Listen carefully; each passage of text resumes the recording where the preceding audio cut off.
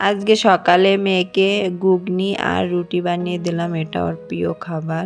আজকেই প্রথম স্কুল, কারণ পরীক্ষার পর ও 1 মাস বন্ধ ছিল স্কুল।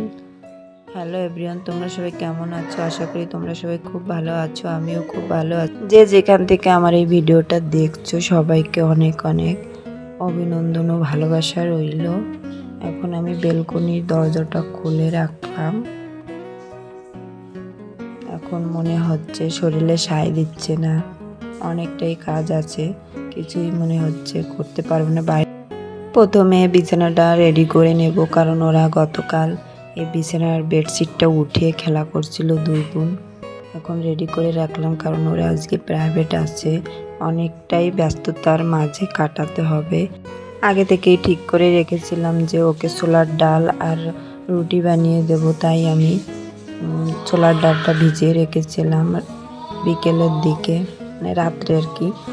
এখন আমি কিছুটা আলু কেটে নিচ্ছি, আলুটা ওরা খেতে পছন্দ করে, আলুটা দিব ঘুগনির ভিতর, তাই একটু কেটে নিলাম। এখন আমি প্রেসার কুকারে আলুগুলো ধুয়ে নেব, এখন আলুগুলো আর ডালটা দিয়ে সিদ্ধ করে নেব। ওদিকে আমি গরম জল বসিয়ে দিয়েছি, আটাটা মাখবো বিদায় রুটির জন্য। ডালের ভিতর আমি কিছুটা হলুদ লবণ দিয়ে এখন সিদ্ধ করে নেব। আর এখানে আমার জলটাও গরম হয়ে গিয়েছে, এখন আমি আটাটা মেখে নেব। আর সকালে আমরা এই আটা আর ঘুগনিটাই সবাই মিলে খেয়ে নেব, এর জন্য কিছুটা আটা বেশি করে মেখে নিলাম।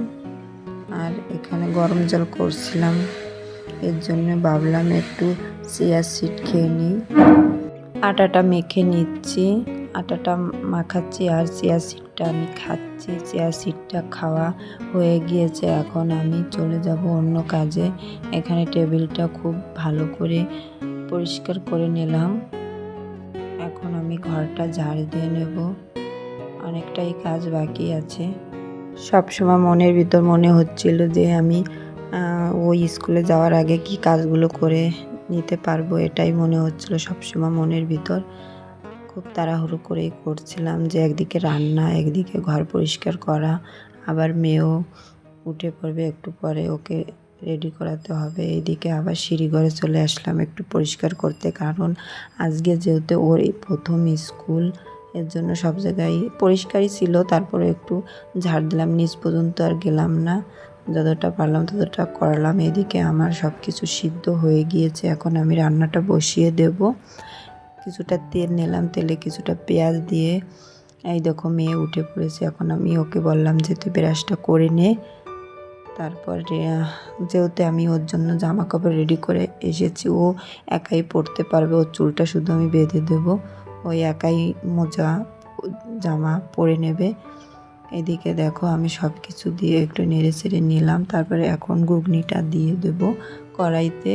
ঘুগনিটা দেওয়ার পর তারপর সব কিছু দিয়ে আমি ফোটাতে দিয়ে চলে যাব এখান থেকে অন্য কাজে। দেখো এখন আমি ঘরটা মুছে নেব, ওদিকে ঘুগনিটা হচ্ছে আর এদিকে আমি ঘরটা মুছে নিচ্ছি, কারণ আমি সময়ও দেখছিলাম, কারণ সময়টাও ছিল আমার হাতে। এদিকে মেয়েও রেডি হয়ে গিয়েছে, এদিকে আমার ঘুগনিটাও হয়ে গিয়েছে। এখন আমি ঘুগনিটা নামিয়ে নিলাম, এখন আমি রুটিটা বানিয়ে নেব। এদিকে মেয়ের চুলটাও বেঁধে দিলাম কাজের ফাঁকে।